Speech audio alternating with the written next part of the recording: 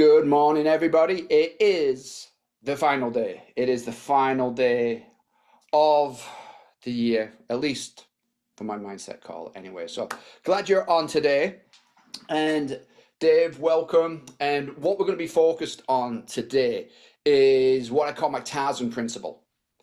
And as everybody knows, Tarzan swings to the jungle, he holds his vine, but he has to let go of what worked in order to grab the new vine to take him where he wants to go.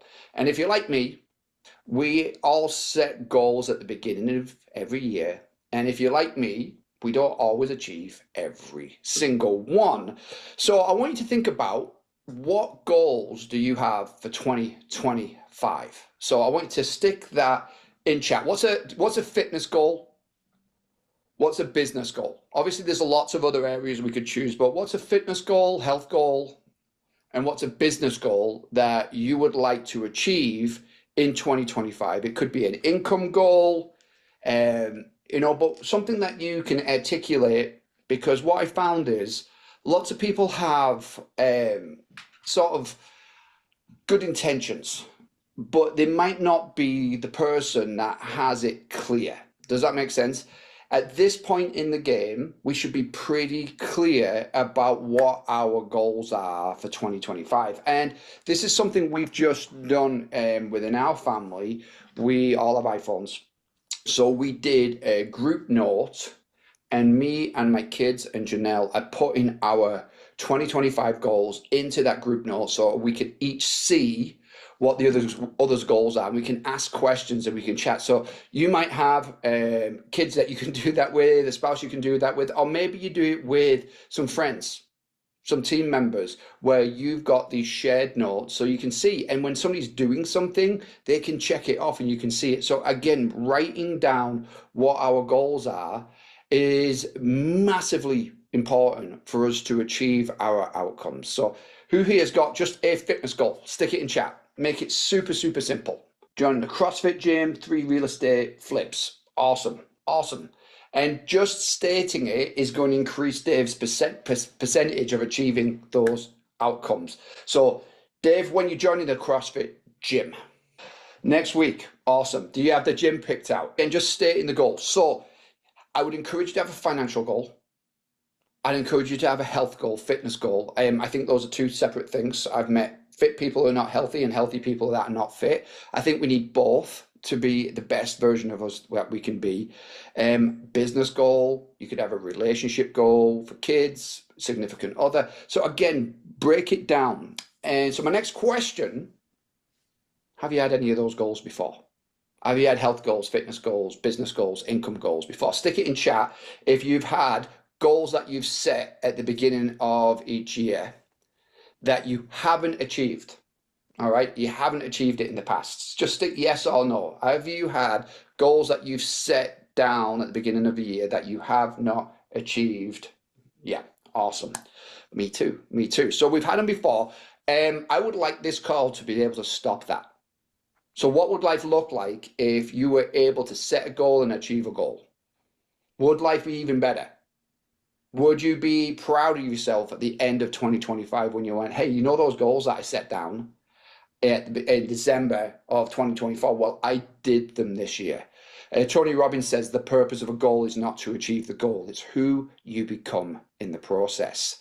So the goal is actually not to get to the gym or hit the health or hit the business or hit the income. It's who you become in the process of trying to achieve those things.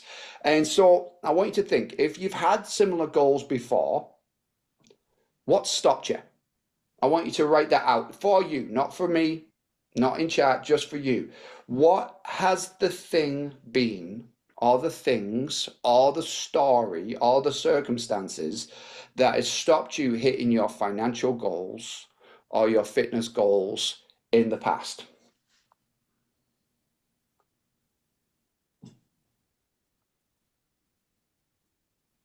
Awesome. Yeah, life would be changed. Yeah, loss of focus. Awesome, awesome. So Janelle, thanks for sharing that one. So what was the cause? Think of cause and effect. What was the cause of loss of focus? And who here has heard of a post-mortem before? Yep, somebody dies. They go to the lab and they do the things and they say, hey, this person died of an aneurysm. This person died of a heart attack. Who here has heard of a pre-mortem? No? Yes? Give me a thumbs up if you've heard of it. Thumbs down if you have not heard of a pre-mortem. Okay. All right. So a pre-mortem is if something was going to kill me, if something was going to stop me, what would be the cause? And so if something was going to cause me to lose focus in 2025, what would the cause be? Oh. Now, the answer, me, we can be the person, we can say it's us, but I wanted to introduce you to the three types of blame. All right. Number one is we blame entities. All right. Entities are or events, entities and events. An entity would be well, God. God didn't want me to do it. All right. So we can blame God. Yeah. Time, that would be an entity. Time, I didn't have enough time. The government is an entity. The government, the economy, my location. These are all things that can never knock on your door and admit fault. Does that make sense? What about my past? Can my past ever knock on my door? No. So we've got these things that, how often do you hear people blame time, economy, government, their personality, their intellect, their background? How often do you hear people blame those things? Like all the time for me. Now, the second thing that we blame is others. It was my third grade teacher. She teased me, and I've just always had an issue since then. It was my parents. It was a sibling. It was a spouse. It's my kids. It's my team. It's my tenants. Yeah, that's the second type of blame. They could knock on the door and say, "Hey, just to let you know, I'm your third grade teacher, and I'm really sorry. I've been thinking about this for a while. It was me. I'm so sorry." What's the likelihood of that happening? Stick it in chat. What's the likelihood of anybody, whether it's a spouse, whether it's a kid, whether it's an upline, downline, renter, business partner, what's the likelihood of them admitting fault? Zero. Yes, I fully agree. So the first level, we're never going to have time admit fault. Yeah. The second level, highly improbable that somebody else will actually admit fault. And the third level is ourselves. It's me. It's my fault. I'm not disciplined enough. I'm not structured enough. I get distracted enough. And those three types of blame all lead to failure. If you're in any one of those three types of blame, you will go to failure. Now, failure is not fatal if you learn from it. But unfortunately, most people don't learn from it. They just do it again. Does that make sense? And then they do it again. And they hope that something changes. They hope that business grows. They hope that they'll get healthy. They hope that they'll lose the weight. They hope that they get fit. They hope that suddenly, miraculously, the kids start behaving better. The relationships get better. Is this making sense? Hope is not a strategy. All right. Most people hope that they'll have enough money in 2025. They hope that they'll put money away for savings, but nothing changes unless we change. And what I found is, anything that we're not willing to change, we're choosing. Does that make sense? We choose our income. We choose our health. If we're not willing to change it, we're choosing it. What does that mean for you guys? Stick that in chat for me. If you looked at it and said, right, if I'm not willing to change it, I'm choosing it. And if you had to write down, I'm willingly choosing, because those three types of blame, I call the victim. If you said, in chat, I want you to actually put this, will you willingly choose to be a victim in 2025? Yes or no?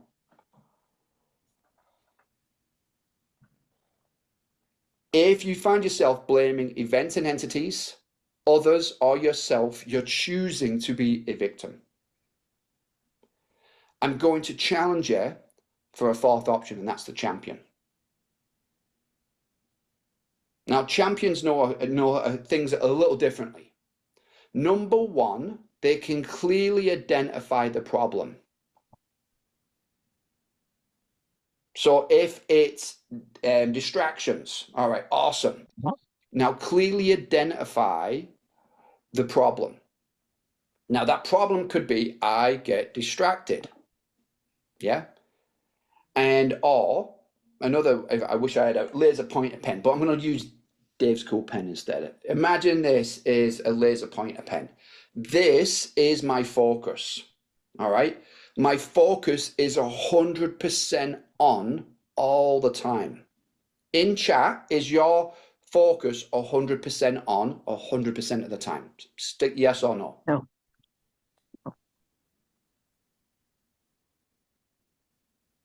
Oh. Yes, you're lying. I think it is. I think your focus is 100% on 100% all the time. Sometimes it's focused on the Oreo, on the couch, on social media, on distraction, on avoidance. Does that make sense? But it's always on. So what would change if you did not need more focus?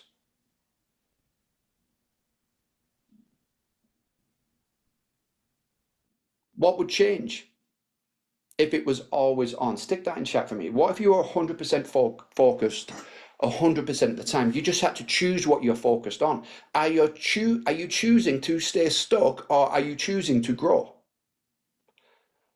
Are you choosing to work on things that will increase your income, your health, your fitness?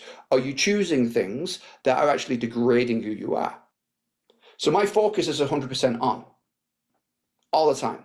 Now my job is to direct my focus, not create my focus. So if you just had to go, hey, my laser pointer pen is focused on the chocolate over there, and I'm going to move it to the salad. All right, that's all I got to do. My focus is not doing the follow-up, and I'm going to move it on to serving the people that I care about. My focus is why I cannot grow my income, and I'm just going to shift my focus to why it's a must. Does that make sense? With enough of a why, it's impossible to get distracted. If your why is strong enough, because you'll stay on course. But guess what? There is going to be noise, shiny objects along the path. What if I told you those distractions, those things that have taken you off course before, are actually coming to help you grow now? In my gym, I don't know why, but we have TVs in the weight area. Don't know why. And the choice of show that my gym chooses to put on next to the dumbbells and the squat rack is The View. Now, I don't know about you. You may love The View, but when you're lifting weights, watching The View isn't this type of TV show that I think is appropriate for the weight room. I was in the gym a couple of nights ago, and there was a football game on, and you had a line of people stood there watching the game. I look at that as a challenge to keep my focus, because even though I don't watch The View, there's something going on over here that is like pushing for my attention. Is that making sense? It's saying, hey, look at this. There's a shiny, flashy object. Can I distract you from your purpose of why you're here? If it can, did I really want it? Yeah. So Christmas, New Year, the cakes, the pies, they're all there. Can they distract you from your outcome? There's something so powerful when all of those things are there and you say no. That's growth. Who's following me? They're there to test us. Do we want the thing that we said? Or do we like the thing that we said? If it's a must, we will find a way. If it's a like, we'll find an excuse. So I'm going to challenge you. It's not you. It's not your personality. It's not that you're easily distracted. Let me put it this way. 700-pound person or an Olympic athlete, who has more discipline? Stick that in chat for me.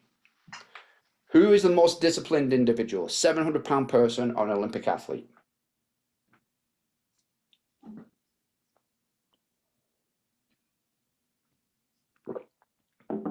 Michael Phelps, pretty amazing athlete. Yeah, would you agree? Has Michael Phelps ever eaten pizza? Stick that in chat. Has he ever had alcohol? Stick that in chat. Has he ever smoked a few joints? Stick that in chat. Yeah. Has he ever binge watched a Netflix series?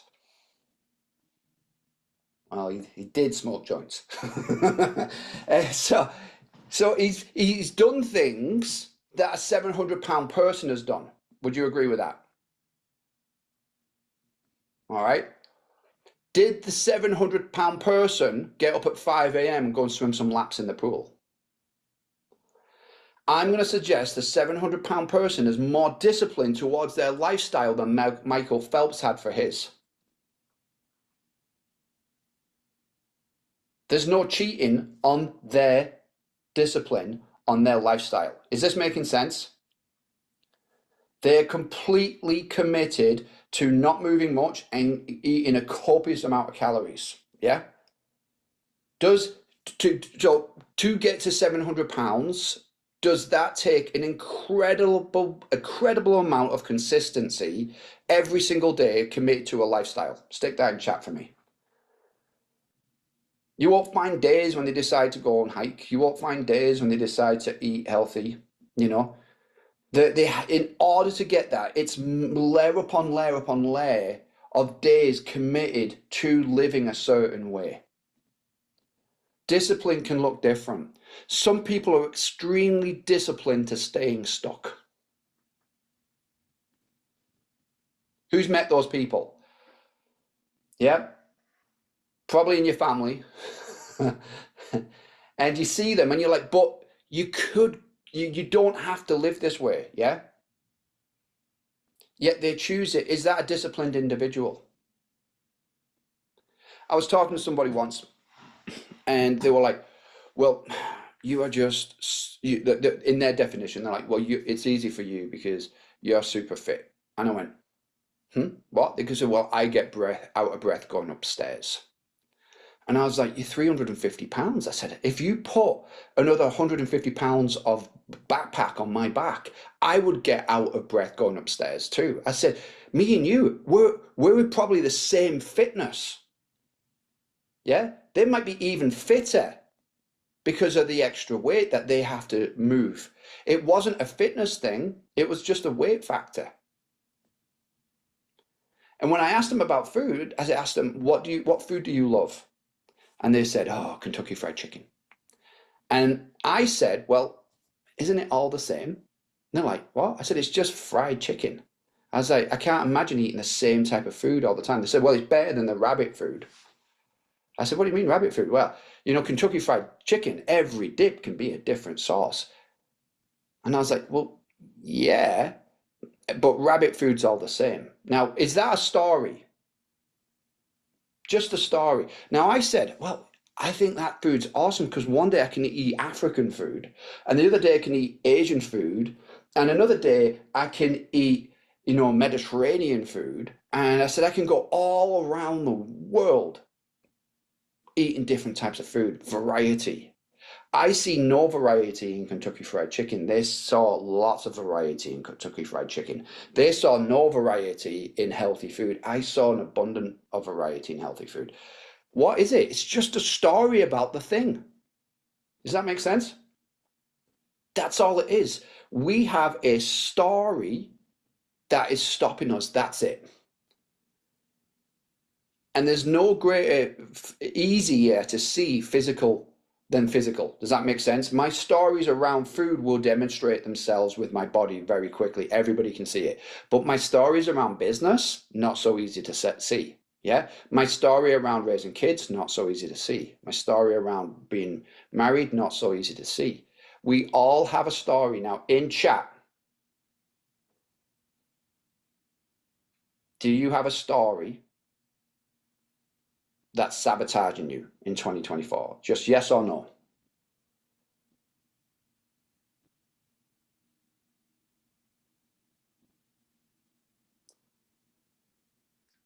Yeah, Dave, it seems like a twisted discipline with no self-control, but yes, commitment. Yeah, so it's momentary pleasure. That's what sabotages people. It's choosing things right now so I feel good in business. What you'll find is people that have achieved a lot in business do hard things. Would you agree? They do the things that they don't want to do to get the things that they do want. People who are out of shape do things in the moment to sabotage themselves, to feel better right now, but they're creating long-term pain. I have a belief, short-term pain for long-term pleasure. Most people have short-term pleasure for long-term pain. That's how I used to live until I realized and shifted it. Great. You're sure about it, but you're not aware of it. Great. So this is good. You can just write out, what do I believe about? What else do I believe about? What else do I believe about that? What else? Keep on writing. And normally you'll get about 7 levels of beliefs down and you'll start seeing what the real beliefs are. Yeah? Your first belief is not the belief that you have, by the way. So I'll give you an example. Who here believes eating healthy is important? Stick that in chat for me. All right. Who here believes exercise is important?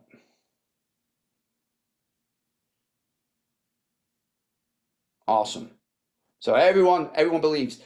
But do we always eat healthy? Do we always exercise? No, because we have our closed beliefs. Eating healthy is important unless I'm stressed, I'm busy, I'm tired. Does that make sense? That is a closed belief, a loophole belief around food that some people have. Working out is really important unless I'm tired, I'm busy, I'm stressed. Yeah? But could I say, hey, working out is really important, especially when I'm tired, and especially when I'm busy, and especially when I'm stressed? A different story. I know it sounds oversimplistic, but the thing that's stopping everybody from achieving what they want is just a story that your subconscious created about keeping you safe, giving you pleasure right now. That's it. So the key to success is really just letting go. Are you willing to let go of your story that's stopping you from growing? And this is where it hits. A belief, a story, a meaning, repeated enough becomes part of your identity. It's who you think you are. And an identity is the strongest driving force in a human being. If you've said that belief enough, it will become who you think you are, and then you will stay congruent with that belief, even if it's sabotaging your life. Now, the cool thing is, in chat, who created the story?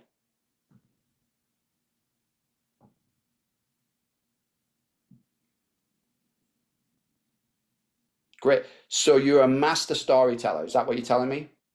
All right. So if you created the story, if you wrote Lord of the Rings and you were like, you know what? I hate the name of Frodo. I'm going to pick a different name. It's your story. Could you change the name of that character? Could you change the story? What if it's not who you are? It's just a story you created when you were less experienced, less wise. Does that make sense? Because how old's the story do you think that's holding you back? Stick that in chat.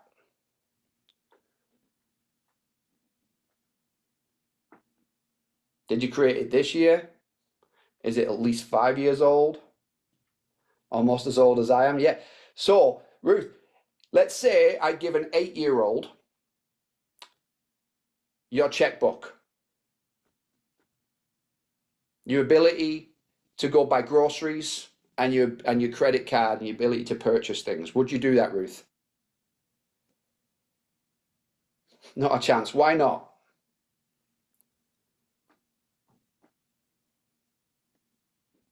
They would definitely bounce the stuff in the Because they'd account. go crazy, wouldn't it? There'd be no vegetables in your house. It would be ice cream. Yeah. And there'd be, Toys.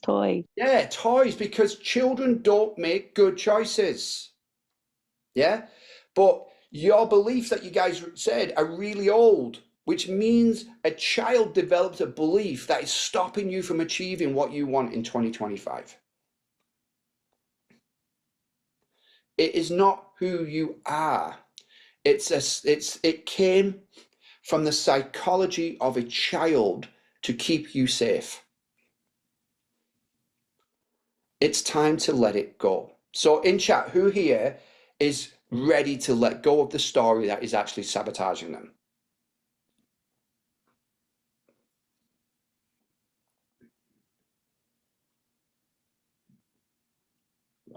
There's something powerful just writing it down. All right. So who created the story? You all said you. Who can change the story? That would be you as well.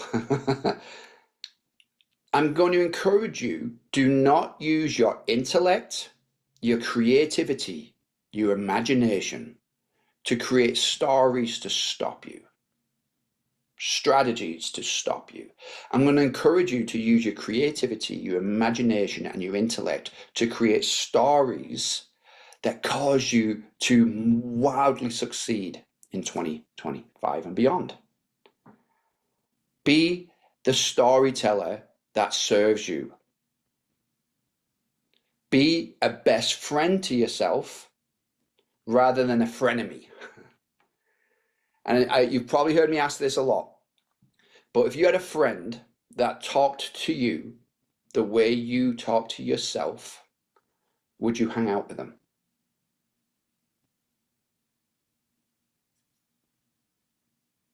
So I decided to be that person for myself. So I know there's nobody going to come up to me today and go, Andrew, just to let you know, you're an amazing dog owner. So I'm going to give myself that. Does that make sense? I'm going to talk to myself. I'm like, hey, just to let you know, you crushed being a dog owner today. When I say no to the dessert, there's nobody going to come up and say, well done, Andrew. That was incredible discipline right there. I'm proud of you. Nobody's going to do that.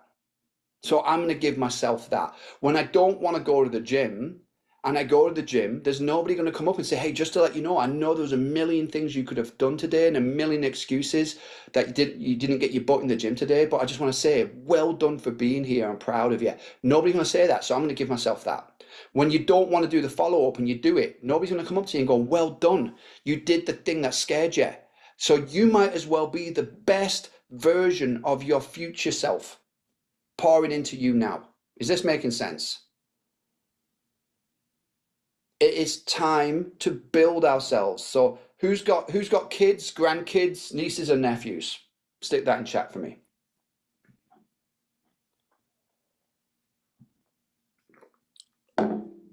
Would you raise them with the same internal dialogue that you have? Would you say it out loud to them the way you say it internally to you?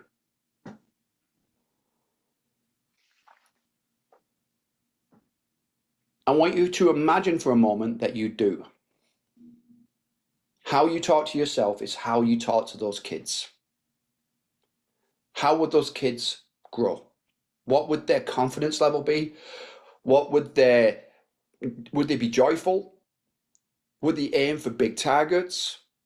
Would they be healthy individuals? They'd be crushed.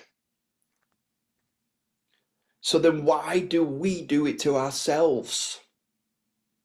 So I'm going to encourage you. It is not egotistical to be kind to yourself.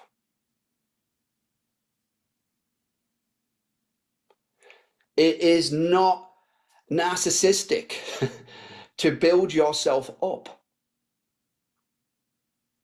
And it's not humility to be brutal and break yourself.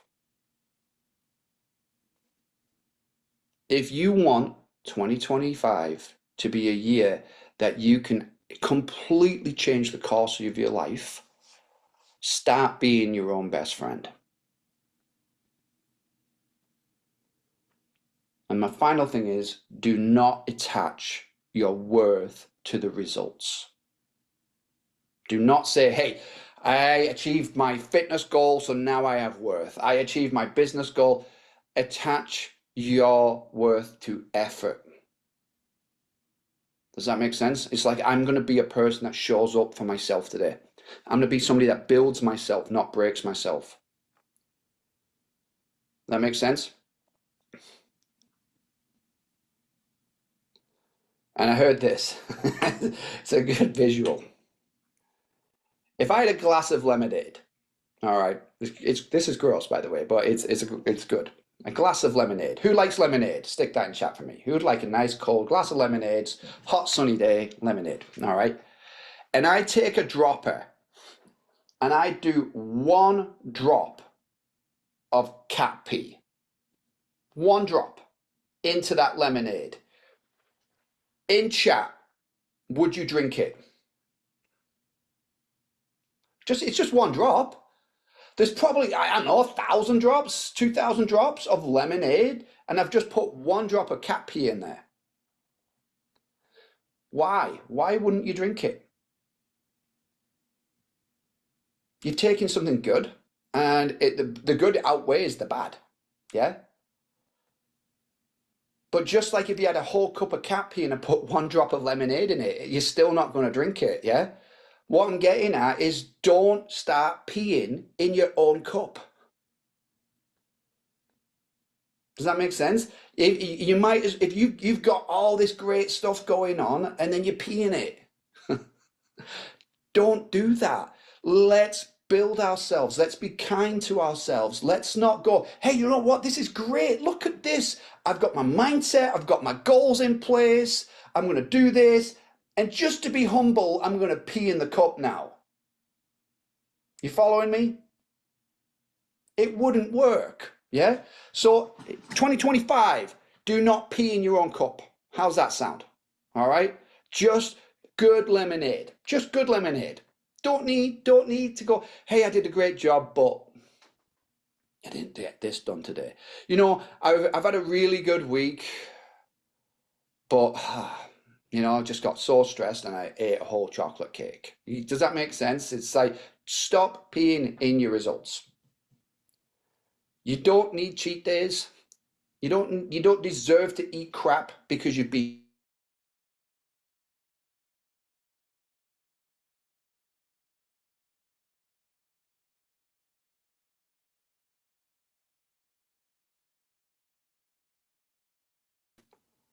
I climbed some petrified sand dunes. I hiked for 3 days with two of my kids. We had three people sick in my house, I think with COVID, judging by the fact that they couldn't smell or taste, and then three not sick people. So we hiked every day. And we're on the top of this petrified sand dune, and we laid down and we overlooked the valley, and I went, and I could feel the relaxation and the peace. That is so much better than watching TV. You get me? That is restoration, not distraction. That will serve me more than anything else I could do. So I'm going to put myself as a priority and I'm going to move towards that. So in chat, what hit home the most from today?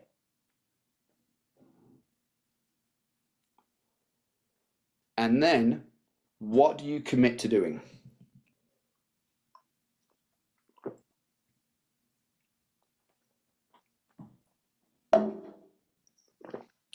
Again, I make you write what you're committing to because it increases the likelihood of you achieving it.